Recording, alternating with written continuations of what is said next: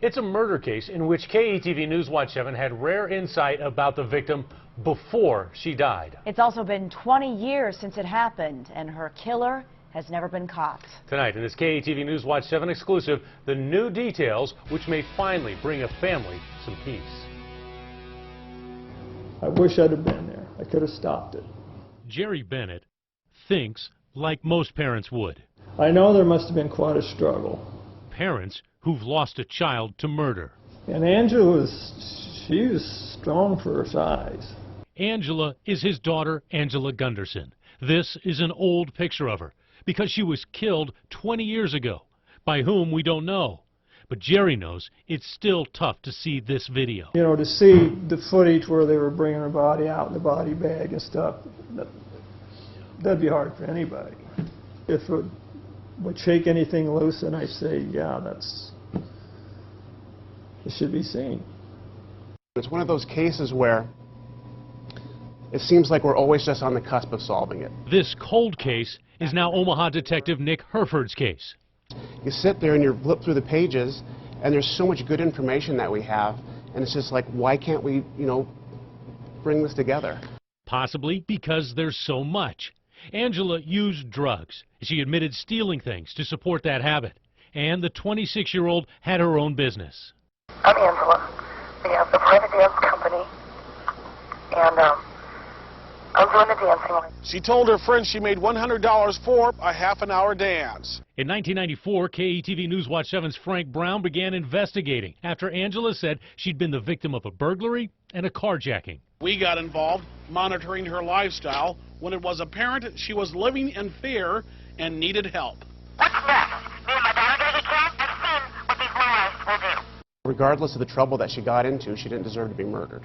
But that's what happened the night of February 27, 1994. Someone came to her apartment at 95th and S Plaza, and inside just Angela and her 3-year-old daughter. There was a struggle, and little Brianna apparently saw it start. She knew something wasn't right, something was wrong, and she went and hid under the coffee table. And then after whoever was there left, then she ended up wandering in the hallways.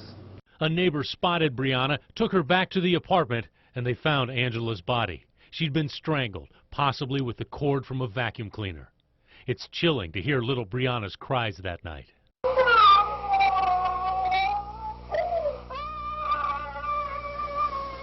We don't know why Angela was killed. There are theories. There's the drugs, there's the private dancing, but her dad thinks it might have been over a black book she had, a book full of names of people she dealt with.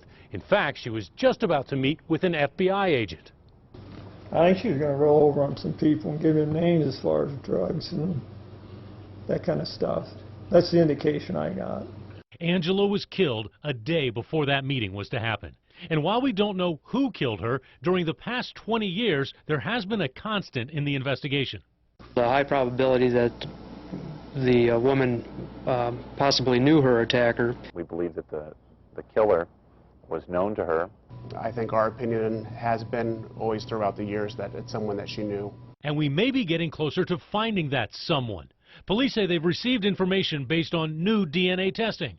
And they're now releasing the street names of 2 people they'd like to talk to. Those names are Railroad and Heavy. I'm not saying by any means that they're suspects. I mean, they could have just been people who were friends, but there's still a very good possibility that they could have information. Well, I would hope that whoever knows this person would finally realize that they need to step forward and at least give up some names that can maybe help the police solve this thing. And until they do, Jerry and his family will hold on to their memories and keep going on.